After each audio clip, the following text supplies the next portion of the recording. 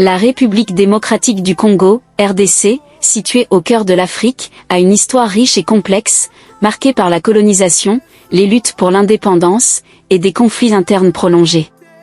Ses abondantes ressources naturelles, y compris des minéraux précieux tels que le diamant, le coltan, crucial pour les appareils électroniques modernes, et l'or, ont souvent été une source de malédiction, alimentant des conflits internes et l'intérêt étranger. L'héritage de la colonisation par la Belgique et la transition tumultueuse vers l'indépendance ont jeté les bases des conflits futurs.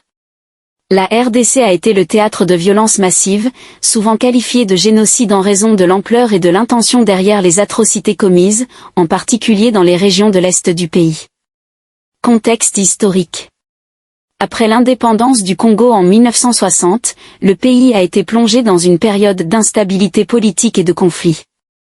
Patrice Lumumba, le premier Premier ministre élu démocratiquement, a été assassiné en 1961 dans un contexte de guerre froide, avec l'implication de puissances étrangères. Mobutu Sese Seko a pris le pouvoir en 1965, établissant un régime dictatorial qui a duré plus de 3 décennies. La fin de son règne a coïncidé avec la guerre du Rwanda en 1994, qui a vu des centaines de milliers de réfugiés hutus fuir au Zaïre, l'actuel RDC, exacerbant les tensions régionales et posant les bases des conflits futurs. Les racines du conflit. Les conflits en RDC ont de multiples causes profondes, notamment les rivalités ethniques, la lutte pour le contrôle des ressources naturelles, et l'ingérence étrangère. Les tensions entre les groupes ethniques, souvent exacerbées par les héritages coloniaux de division et de préférence, ont été instrumentalisées par différents acteurs pour gagner du pouvoir et accéder aux ressources. Les milices et les groupes armés, tant locaux qu'étrangers, ont joué un rôle majeur dans l'escalade de la violence, se battant pour le contrôle des zones riches en minéraux. Chronologie des événements. La chronologie des événements majeurs comprend la Première et la Deuxième Guerre du Congo, souvent appelées les guerres mondiales africaines en raison de l'ampleur du conflit et du nombre de pays impliqués. Ces guerres ont entraîné des massacres massifs, des déplacements de population et une destruction généralisée. Les accords de paix et les tentatives de résolution du conflit ont souvent été temporaires, avec des reprises de violence. Impact sur la population. Les conséquences humanitaires des conflits en RDC sont dévastatrices, avec des millions de morts, des blessés, et des déplacés internes. Les communautés ont été détruites, les économies locales perturbées, et les crises sanitaires aggravées par les mouvements de population et le manque d'infrastructures. La réponse internationale. L'ONU, l'Union africaine, et d'autres organisations internationales ont tenté d'intervenir avec divers degrés de succès. Les missions de paix ont été déployées, mais ont souvent été critiquées pour leur incapacité à protéger les civils ou à mettre fin aux violences. La couverture médiatique internationale a été sporadique, attirant l'attention sur certaines crises tout en négligeant d'autres. Les médias occidentaux et le silence. Les médias occidentaux ont souvent été critiqués pour leur couverture inégale des crises en Afrique, et le conflit en RDC ne fait pas l'exception.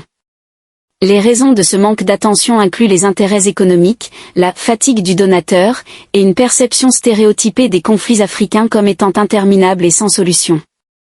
Les médias sociaux et les ONG jouent un rôle croissant dans la sensibilisation, bien que cela soit également sujet à des défis. Le génocide et les violences massives en RDC nécessitent une réflexion profonde sur les leçons apprises et les moyens de prévenir de futurs génocides. La communauté internationale doit repenser son approche de l'aide et de l'intervention, tandis que la RDC elle-même doit travailler vers la réconciliation, la justice, et le développement durable pour garantir un avenir pacifique. Les combats entre l'armée et le mouvement rebelle M23 ont ressurgi. De nombreux civils ont péri, suscitant l'émoi de l'équipe nationale. Le mouvement du 23 mars, rébellion soutenue par le Rwanda, a repris les armes fin 2021 après plusieurs années de sommeil. Tout le monde voit les massacres à l'est du Congo. Mais tout le monde se tait. Mettez la même énergie que vous mettez pour parler de la CAN pour mettre en avant ce qu'il se passe chez nous, il n'y a pas de petits gestes, a déclaré l'ancien attaquant de l'Olympique de Marseille Cédric Bakambu sur les réseaux sociaux. Depuis 1996, la République démocratique du Congo est en proie à un conflit intense, conséquence du génocide rwandais de 1994 qui a causé la mort de 800 000 personnes et de la guerre du Kivu, depuis 2004. principalement Tutsi et soutenue par le Rwanda, les membres du M23 sont accusés de nombreuses violences contre les populations civiles, par des ONG, Human Rights Watch, par la Cour pénale internationale et par le gouvernement américain. Attaque de Daesh. En réaction aux nouvelles exactions commises par des groupes rebelles, Chancel Mbamba a exprimé sa solidarité avec toutes les victimes des atrocités de Goma, partageant un message d'un enfant en détresse, maquillé du drapeau congolais, avec le message « Le Congo saigne, priez pour le Congo ». Ses coéquipiers Théo Bongonda, Arthur Mazuaku et Gédéon Kalulu ont exprimé leur soutien suite au déplacement de population dans l'est du pays dimanche. Ce lundi, la mort de 11 villageois en Ituri, dans l'est de la République démocratique du Congo a suscité l'indignation. Une attaque attribuée aux rebelles ADF, affiliés à Daesh. Les ADF, Forces démocratiques alliées, à l'origine des rebelles ougandais majoritairement musulmans, sont implantés depuis le milieu des années 1990 dans l'est de la RDC, où ils ont tué des milliers de civils.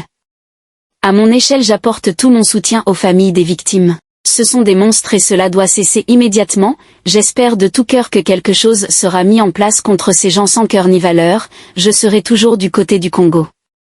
Nous vous aimons, a expliqué Théo Bongonda sur le réseau social X, ex-Twitter. L'Est de la République démocratique du Congo, RDC, est en proie à de violents affrontements depuis près de 30 ans. Pourtant très peu de médias parlent de conflits ayant tué des milliers de personnes. Pourquoi? Et la guerre au Congo alors? Personne n'en parle. Il n'est pas rare de voir ce type de message sur Twitter ou sur Instagram. Habituellement, il apparaît en réponse d'un post sur le conflit palestinien ou ukrainien. Avec cette protestation, ces personnes veulent souligner une chose, contrairement aux deux conflits cités plus haut, les médias parlent peu de cette guerre. Il suffit de regarder un rapide coup d'œil à la presse pour se rendre compte qu'effectivement, la guerre à l'est du Congo RDC est sous-médiatisée. Comment c'est possible alors que ce conflit dure depuis plus de 30 ans, qu'il a fait 7 millions de déplacés à l'intérieur de la RDC et que l'ONU considère qu'il s'agit d'un record historique et mondial? Les informations ont du mal à fuiter. Face à la gravité de la situation, pourquoi les médias en parlent-ils peu? Tout d'abord, parce qu'il y a peu d'images des affrontements. Les téléphones portables des déplacés sont souvent perdus ou confisqués. Aussi, la longueur du conflit a créé une sorte de lassitude de la part des médias selon le journaliste Paul Lorgerie, présent sur place. C'est l'Afrique, c'est loin. Les conflits y sont réguliers. Je pense qu'il y a une certaine lassitude des médias. Et c'est ce que vraiment les Congolais critiquent, le 2 poids 2 mesures. Nos téléphones portables en partie responsables. Que se passe-t-il concrètement à l'est de la RDC pour créer cette situation dramatique? La République démocratique du Congo possède 80% des réserves mondiales de coltan. C'est un minerai nécessaire à la fabrication de nos téléphones portables.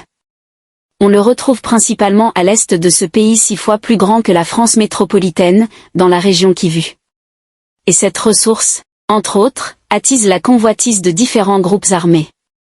Depuis quelques mois, les populations du Nord Kivu fuient principalement des combats entre d'un côté, le M23, une milice accusée d'être soutenue par le Rwanda voisin qui essaie de s'emparer de territoires. Et de l'autre, les forces armées de la RDC. Et quand on parle de combat, on parle principalement de l'arrivée de miliciens dans des villages pour tirer sur tout le monde. Ils se confrontent à très peu de résistance, car face à eux, les militaires du gouvernement, sous-équipés et sous-alimentés, se retirent rapidement. Les populations en première ligne. Avec ce climat explosif, les populations sont forcées de fuir et de survivre dans des camps de déplacés comme le décrit Paul Lorgerie. On a des tentes de fortune. Les gens dorment sur des nattes. Les humanitaires sont en tension. Dernièrement il y a eu d'énormes pluies avec des arbres qui tombent sur les tentes. La nourriture se fait rare. Alors pour trouver une solution pour se nourrir, des jeunes filles n'ont pas d'autre choix que de pratiquer le plus vieux métier du monde, il y a très peu de nourriture qui tourne sur les camps. Donc les gens ont faim. Les femmes, les filles se prostituent pour avoir de l'argent. Cette prostitution des mineurs a poussé le chanteur Dadju à fonder l'association Give Back Charity pour leur venir en aide. Quand j'ai vu une enfant de décembre 2013 enceinte, ça m'a bouleversée. C'est une enfant qui a envie de jouer. Mais elle est enceinte. On a essayé de monter des programmes de suivi pour les suivre et les aider à se réinsérer dans la société, dans la vraie vie, confiait le chanteur à Canal+ en 2021. Si vous voulez aider à votre échelle les Congolais, vous pouvez faire des dons à Médecins sans frontières ou Première Urgence Internationale qui sont très présents sur place. Les journaux parus ce lundi 5 février à Kinshasa relaient dans leur colonne des sujets en rapport avec notamment la guerre de l'Est et le processus électoral. Congo Nouveau rapporte que malgré l'avancée des rebelles du M23, le régime de Kinshasa est déterminé à mettre fin à l'aventure guerrière de Paul Kagame, qui combat la République démocratique du Congo, RDC, à travers les rebelles du M23. Dans la pratique, le gouvernement a revu à la hausse la ligne budgétaire réservée aux forces armées de la République démocratique du Congo, FARDC. Cependant, certaines puissances occidentales, notamment les États-Unis d'Amérique, veulent voir le pouvoir de Kinshasa s'asseoir autour d'une même table avec les rebelles du M23, souligne ce tabloïd. Il y a quelques semaines, Anthony Blinken, secrétaire d'État américain, était à Luanda en Angola pour échanger avec le président João Lourenço. Ce dernier a été médiateur entre Kinshasa et les rebelles du M23 par l'Union africaine. Aussitôt Blinken parti, le président angolais a envoyé son ministre des Affaires étrangères à Kinshasa, rappelle le tri-hebdomadaire. Il ajoute que la semaine passée, la sous-secrétaire d'État américain chargée de l'Afrique avait des entretiens avec le ministre burundais des Affaires étrangères. Que ce soit avec le président angolais ou avec le chef de la diplomatie burundaise, les échanges ont tourné autour de la solution à trouver pour ramener la paix dans l'est de la RDC. Pour l'administration américaine, seule une solution négociée peut mettre fin à la guerre dans l'est de la RDC, soutient Congo Nouveau. Et de renchérir, c'est ce que Anthony Blinken a rappelé lors de l'entretien qu'il a eu le week-end dernier avec Uhuru Kenyatta, ancien président kényan. Ce dernier, Uhuru Kenyatta, a été consulté en sa qualité de médiateur désigné par la Communauté des États de l'Afrique de l'Est, EAC. Congo Nouveau, citant des sources proches de la présidence de la République, affirme que Félix-Antoine Tshisekedi ne veut rien écouter de la part de ceux qui parlent des négociations entre les rebelles du M23 et son pouvoir. En attendant, d'aucuns se posent une seule question, que va faire le régime de Kinshasa alors que les combats s'intensifient dans les montagnes du Nord Kivu où les rebelles du M23 semblent prendre le dessus sur les forces loyalistes? S'interroge ce journal. Et Econews, pour sa part, fait savoir que sur le terrain, l'étau se resserre sur Goma. Trafic routier coupé entre la ville de Goma et Masisi, depuis la prise de Chacha sur la route de Saké. Par la voie nord, la route du Rutshuru est devenue incertaine depuis la prise de Bunagana et la progression des rebelles du M23. Coupée de ses principales voies d'accès, en l'occurrence Saké et Rutshuru, la ville de Goma est au bord de l'asphyxie, fait savoir ce tabloïd. Il affirme que les prochains jours seront intenables pour les Gomatraciens, plus que jamais envahis par la peur. Pour le moment, précise ce journal, les forces loyalistes ont décrété un couvre-feu partiel dans la ville, après qu'une bombe, vraisemblablement tirée par les rebelles du M23, a occasionné mort d'hommes dans un quartier populaire de la ville. Le chef-lieu de la province du Nord Kivu vit dans une psychose généralisée, de plein pied dans l'état de siège. Entre-temps, la ville est coupée du reste du monde et ne reste accessible que par les voies aériennes et lacustres, commente Econews. Poursuite de la publication des résultats provisoires des législatives. Dans un autre registre, l'Avenir note que la CENI poursuit la publication des listes des élus des partis politiques, regroupements politiques et indépendants à l'élection des députés nationaux. Dans un communiqué de la centrale électorale relayé par ce quotidien, on peut lire, notamment que la CENI publie les résultats provisoires des législatives des circonscriptions électorales de Budjala, Bomongo, Lebo, Kikwit, Kol, Makanza et Mobeyimbongo. Par ailleurs, après la publication des résultats provisoires de l'élection des députés provinciaux par la décision numéro 004 CENI AP 2024 du 21 janvier 2024 portant publication des résultats provisoires de l'élection des députés provinciaux du 20 décembre 2023, la CENI a relevé quelques cas d'erreurs matérielles notamment dans les circonscriptions électorales de Bunyaville et Irumu dans la province de l'Ituri ainsi que dans les circonscriptions de Kikwit-Ville dans la province du Kwilu et Lubfu dans la province du Sankuru, peut-on encore lire dans ce même communiqué. Entre-temps, l'ancien candidat président de la République, Franck Diongo appelle au dialogue inclusif, révèle, quant à elle, la prospérité. L'histoire se répète. Le pays est en danger.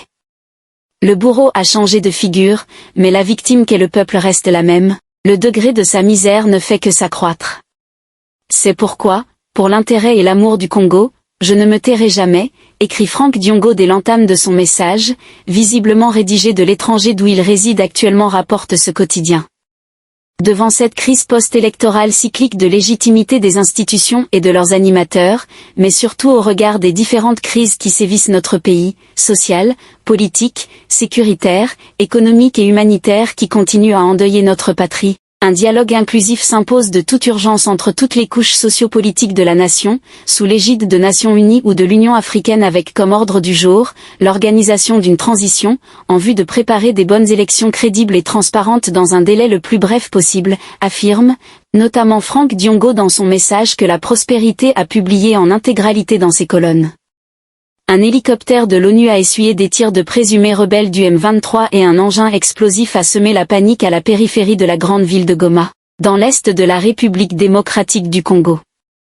Selon l'ONU, 2 casques bleus sud-africains ont été blessés, dont un grièvement, dans l'attaque qui a visé dans les environs de Karuba, dans le territoire de Masisi, Nord Kivu, un hélicoptère de la MONUSCO, la mission des Nations Unies en RDC, qui effectuait une évacuation sanitaire. L'appareil a pu atterrir en sécurité à Goma, chef-lieu du Nord Kivu, où les 2 blessés ont été médicalement pris en charge, précise la MONUSCO dans un communiqué. La chef de la MONUSCO, Bintou Keita, condamne fermement cette attaque contre un aéronef porteur de l'emblème des Nations Unies, qui survient presque un an jour pour jour après un assaut similaire ayant coûté la vie à un casque bleu sud-africain, indique le texte. Elle rappelle que des menaces ont été directement proférées ces derniers temps contre la MONUSCO par le M23, en soulignant que les attaques contre les casques bleus peuvent constituer un crime de guerre. Des territoires en proie au conflit. 2 territoires du Nord Kivu, Rutshuru et Masisi, sont en proie depuis fin 2021 à un conflit qui oppose la rébellion du M23, mouvement du 23 mars, soutenu par le Rwanda voisin, aux forces armées congolaises, FARDC, associées notamment à des groupes armés dits patriotes. Après une courte accalmie durant les élections du 20 décembre, remportées par le président sortant Félix Tshisekedi, les affrontements font de nouveau rage depuis plusieurs semaines. Des combats ont notamment eu lieu récemment à Mweso, à 60 km de Goma et plus près de la ville, au niveau de Sake. Le 2 février, un engin explosif a fait au moins 2 blessés dans le quartier de Mugunga, à la périphérie de Goma. Des habitants paniqués ont immédiatement parlé d'une bombe tombée à proximité d'une école, tandis qu'un représentant de la société civile évoquait un obus de mortier. On ne sait pas si la bombe est venue du côté ennemi ou côté ami. Il faut un expert pour savoir l'origine et la marque de l'engin, commentait par ailleurs une source sécuritaire sous couvert d'anonymat. Quelques heures après l'explosion, le porte-parole de l'armée dans le Nord Kivu, le lieutenant-colonel Guillaume Ndjik, a accusé le M23 d'avoir largué une bombe à partir de la colline de Karuba, située à une vingtaine de kilomètres de Goma. La bombe a fini sa course à Mugunga, a-t-il indiqué dans une déclaration à la presse. Contexte de crise. Sur X, ex-Twitter, un porte-parole de la rébellion a démenti, affirmant que les tirs sur le quartier de Mugunga ne provenaient pas de ses positions mais de celles de la coalition des forces du régime de Kinshasa. Une maison a été entièrement détruite, a affirmé un habitant, tandis qu'une source hospitalière précisait avoir reçu 2 blessés graves. Voir RDC, les combats se rapprochent de Goma, la population en fuite. Dans ce contexte de crise, le chef des opérations de paix des Nations Unies, Jean-Pierre Lacroix, est en visite en RDC pour des rencontres consacrées au désengagement de la MONUSCO, présente dans le pays depuis près de 25 ans et dont Kinshasa demande le départ, la jugeant inefficace pour protéger les civils face aux groupes armés. Un plan de retrait progressif de la MONUSCO des 3 provinces où elle est encore déployée, Nord Kivu, Ituri et Sud Kivu, a été adopté en décembre. La première phase concerne le Sud Kivu, d'où les casques bleus seront partis d'ici fin avril. Le conflit avec des groupes militants dans l'est du Congo continue de s'aggraver, des millions de personnes doivent quitter leur domicile. Depuis 1996, les conflits en République démocratique du Congo auraient fait environ 6 millions de morts. Aujourd'hui, environ 6,9 millions de personnes doivent fuir leur domicile, la raison en est la violence croissante des groupes militants. C'est ce qu'a annoncé lundi l'Organisation internationale pour les migrations, OIM, de l'ONU. Sous le hashtag #SilentGénocide, De nombreuses personnes qualifient la situation en RDC de « génocide silencieux » sur les médias sociaux. Ils déplorent le fait que les médias occidentaux en parlent relativement peu. L'OIM qualifie la situation d'une des plus grandes crises humanitaires du monde. Crise humanitaire au RD Congo, lutte pour les ressources naturelles. La République démocratique du Congo est riche en ressources telles que le cobalt, les diamants, le cuivre, l'or et le coltan. Le coltan est l'un des minerais les plus convoités au monde. Selon les estimations de l'ISS Africa, environ 60% des réserves mondiales se trouveraient dans le Nord Kivu, à l'est de la RDC. Le coltan est indispensable à la fabrication d'appareils techniques comme les téléphones portables, les consoles de jeux ou les écrans de télévision. L'extraction de ces minéraux a toutefois un gros hic. Les mines de coltan sont souvent contrôlées par des groupes militants, comme par exemple le M23, mouvement du 23 mars. Des civils doivent être exploités pour l'extraction des minerais, ils seraient contraints par la force de travailler dans les mines, le plus souvent sans être payés, sans être suffisamment nourris et dans de mauvaises conditions de travail. Groupe militant au RD Congo, que se cache-t-il derrière le M23 ? Le groupe armé M23 a commis des exécutions massives et des recrutements forcés de civils dans l'est de la République démocratique du Congo, a rapporté Human Rights Watch. Des combats ont déjà eu lieu à plusieurs reprises entre le groupe militant et l'armée congolaise, au cours desquels de nombreux civils sont morts. Selon un groupe d'experts de l'ONU et les recherches de Human Rights Watch, le M23 est financé et soutenu par le Rwanda. Des critiques demandent aux nations occidentales de suspendre leur soutien militaire au Rwanda tant qu'il soutient le M23.